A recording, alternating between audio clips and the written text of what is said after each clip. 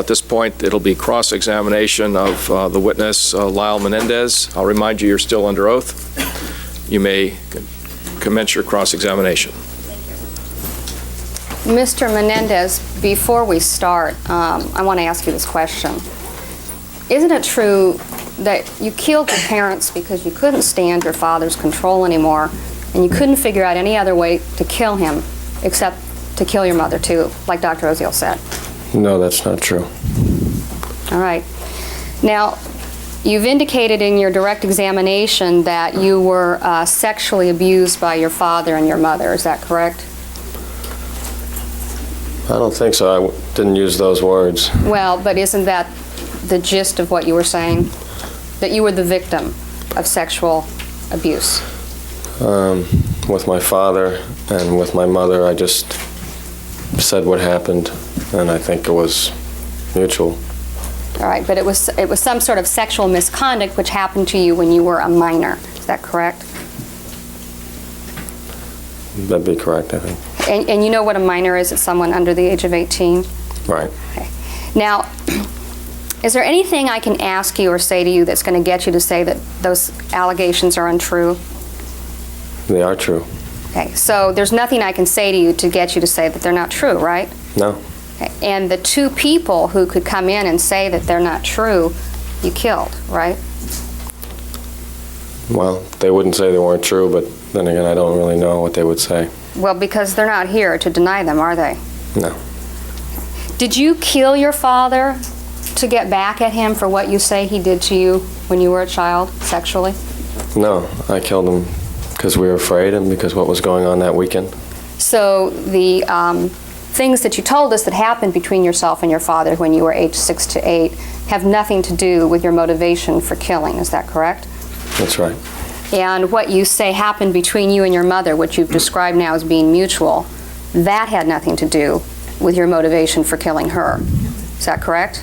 That's right. Okay.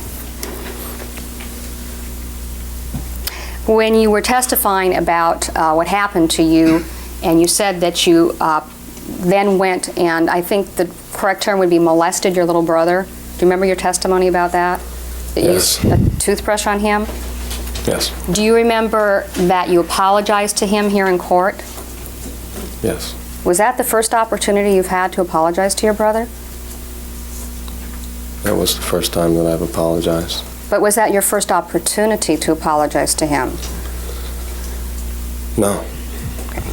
You want the jury, I was also apologizing to my dad. but because of your actions, your father's not here. Right. You want this jury to acquit you, don't you? I would like to be able to go home and start my life over. Your Honor, I'm going to play a tape for the jury's Exhibit 1. I also have several copies of Exhibit 135, which is a transcript of that. I would like to distribute those to the juries at this time. All right.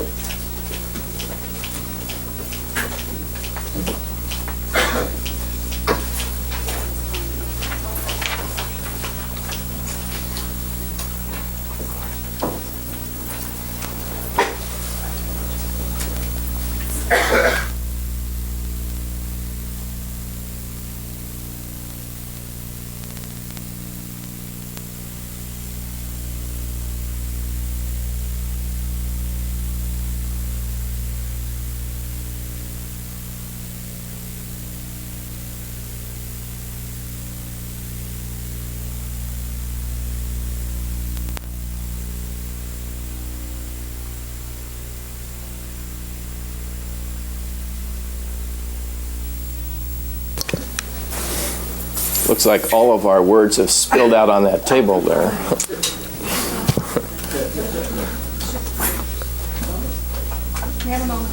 Yeah.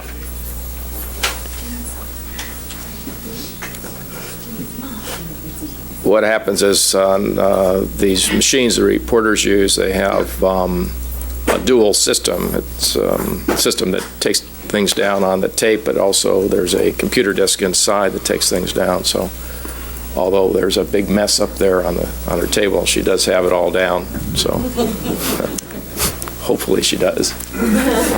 She'll have a little fun unraveling that. Okay, you may resume. May I proceed? Yes.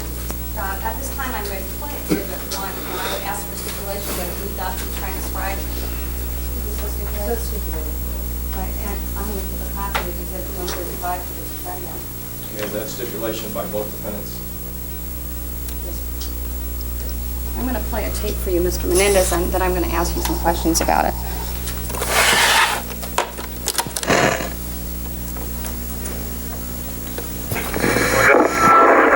Emergency. Yes, please. What's the problem? What's the problem? What's the problem? Someone killed my parents. Pardon me? Someone killed my parents. What? Who? Are they still there? Yes. The people... No. Were they shot? Hey, man, deal. Were they shot? Yes. They were shot? Yes.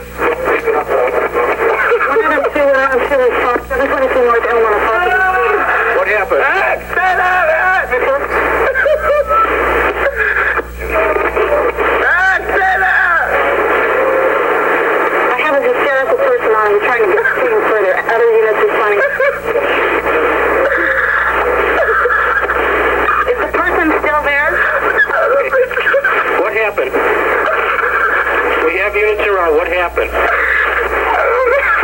Who shot who? I don't know anything. I just came home. You came home and found who shot? I'm in bed. You're in bed? You know what? They're still in the house. The people that did the shooting. Hey, get away from me. Okay. Hey, let me talk to Eric. Who is the person that was shot? My mom and my dad. Your mom and dad? My mom and my dad. Okay, hold on a second.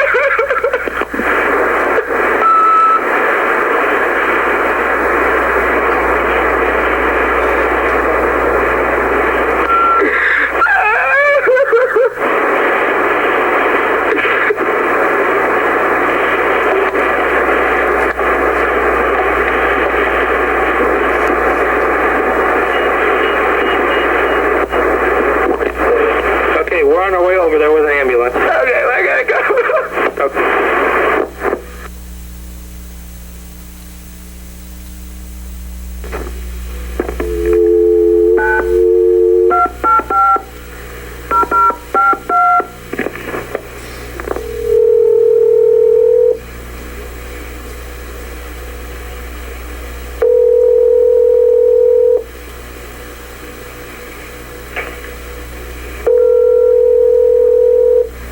God, that's what a... This has been a night.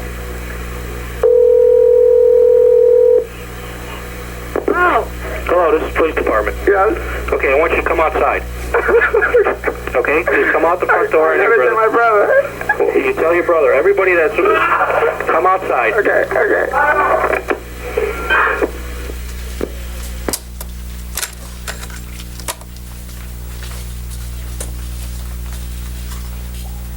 Mr. Menendez, in that tape, you're crying quite a bit, is that correct?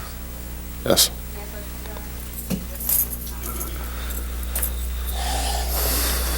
At the same time that you're crying, you're also lying, aren't you? Yes. And you told the police that you did just come home and found your parents. Is that correct?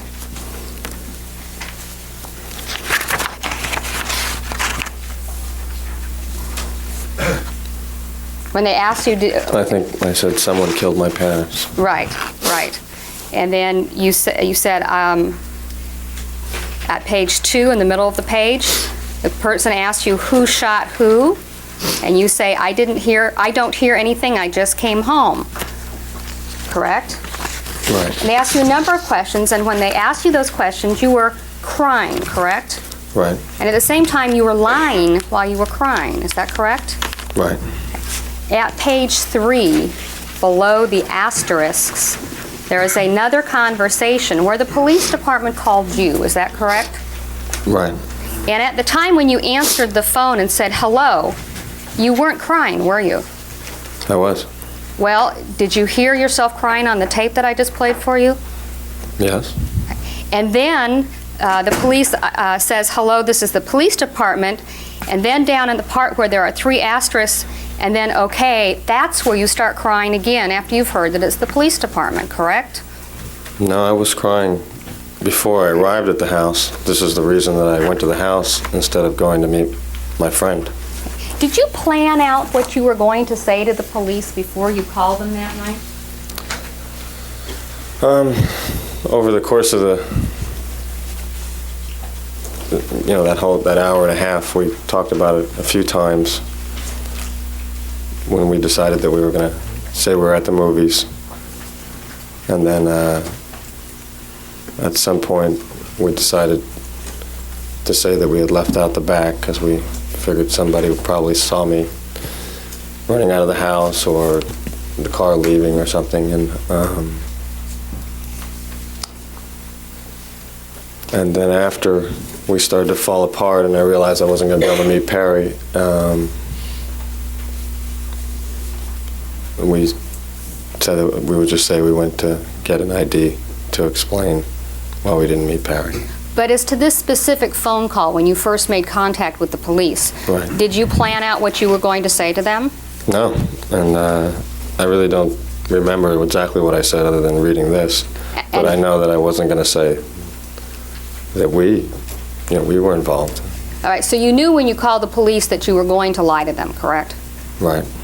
And then you continued to lie about your involvement in the case, correct? Right. Okay. Let's start with the arriving officers. You lied to them about your involvement, correct?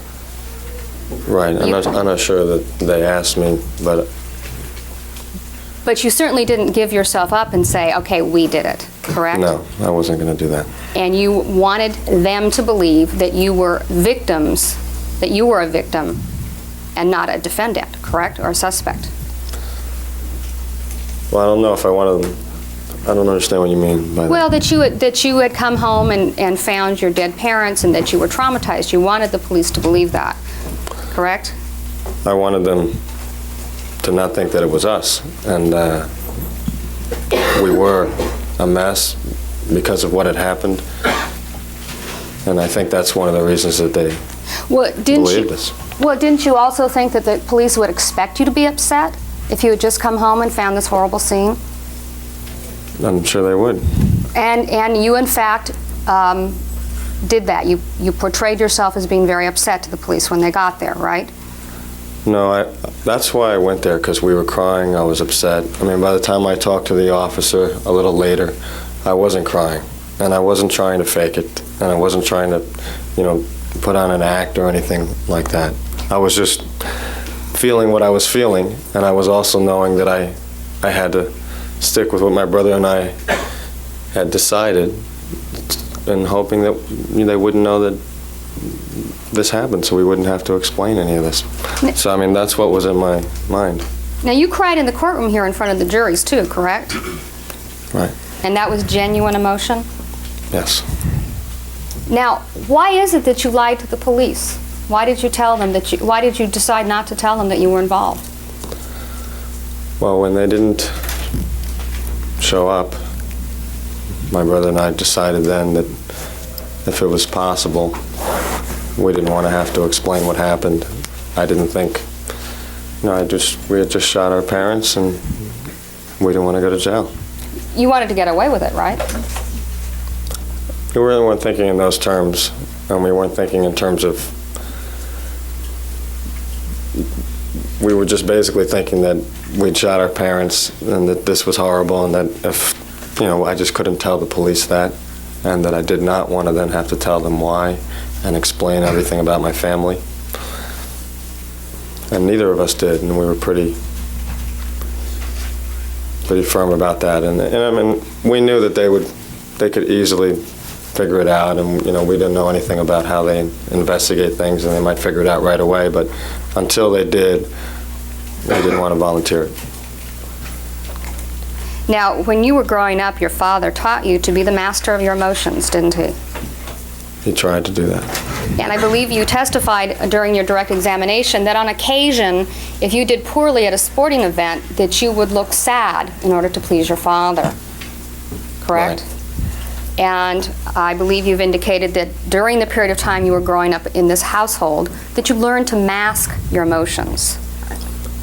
Well, I didn't do it like he wanted me to, and that was the problem. That's why I had to go through the trouble of memorizing these things, and because that was my flaw, that I seemed to cry even when a man wasn't supposed to. And so essentially it was happening because I was having problems with that. Do you remember your uncle Carlos Baralt testifying to an incident in which your father socked you in the stomach and you didn't cry as a child? Rephrase the question as to who wants to testify. Do you remember one of your relatives testifying that he witnessed an incident in which your father removed you from a family gathering, took you in your bedroom, and struck and socked you in the stomach, and you didn't cry? Do you remember that? Right. Okay. And so during the course of your upbringing, learning how to control your emotions was very important, correct? Right. Okay. Now, in addition to lying to the officers who came to the scene, you then went to the police department for an interview with Sergeant Edmonds. Do you remember that? Yes. And when you saw Sergeant Edmonds, you lied to him too, correct? Yes. Now, at the time that the police arrived at your parents' home, shortly thereafter, a family friend or a friend of yours and your brother's arrived, and that was Mark Heffernan, correct? Shortly after, at the house, yes. Okay. And he accompanied you to the police department, is that correct? Or he went in a separate car? Right. Okay. And did you lie to him too? In the sense that we didn't tell him what happened, yes. Okay. So you again to him portrayed yourself as having been a witness and not a suspect in this crime, correct? Right. All right. Now, who else did you lie to about this? Did you lie to your family about it? For a long time. Okay, and who in your family did you lie to? You lied to your grandmother, right? Yes, everybody, and that we did not tell them what my family was really like if they didn't know, and we certainly didn't tell them what had happened that weekend and that we were involved. And the reason you lied to them is that you wanted to avoid capture, right? No, not the only reason, really, especially with regards to my family. Certainly with the police, that was the reason. But with my family, I mean, you mentioned my grandmother, who I feel strongly about, and my parents' deaths obviously caused her and a lot of people a lot of pain, and I was, even in secrecy, if I felt she would keep the secret, I would have hurt her very much to hear what's going on and what had happened in my life. So it's really the reason I didn't confide in anybody. But I also had a problem trusting people at that point. Now, during the course of the weeks and months that followed the murders of your parents, you also knew that you stood to inherit a great deal of money, correct? That's eventually we were supposed to. All right, because when you were living in Beverly Hills, you noticed that you lived in a rather nice place, right? Yes. And you knew that you lived better than most people in the world, correct? Yes. And you knew that materially that you were very well off, correct? Materially, yes. Okay. And I take it that you wanted to continue to enjoy the lifestyle that you had had before your parents were murdered. I'm not sure what you mean. Afterwards? Well, I yes. wanted to continue that? Yes. Yes, we were, beyond that, we were very concerned that we would have nothing and no means at all. And it wasn't so much continuing that lifestyle, and it was having something. And what ended up happening is that there was no new will, and so we had a lot of money.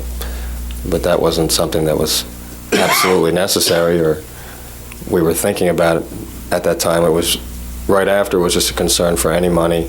Relatives were offering to lend us money, things of that sort. It was really different. All right, after your parents' murders, were you disabled in any way? Did you have any kind of physical disability? No. Were you in any way unable to obtain or hold down a job? Your Honor, I'm going to object and ask to approach. I don't know. I think I probably could have, although I was a very confused person at that point. But I didn't know what I wanted to do. Did you ever consider getting a job? Yes, I think, I mean, you might not call it a job, but we did a lot of hard work into the restaurant, and that was Your Honor, what I my... object, move to strike and ask to approach. Yes, Your Honor.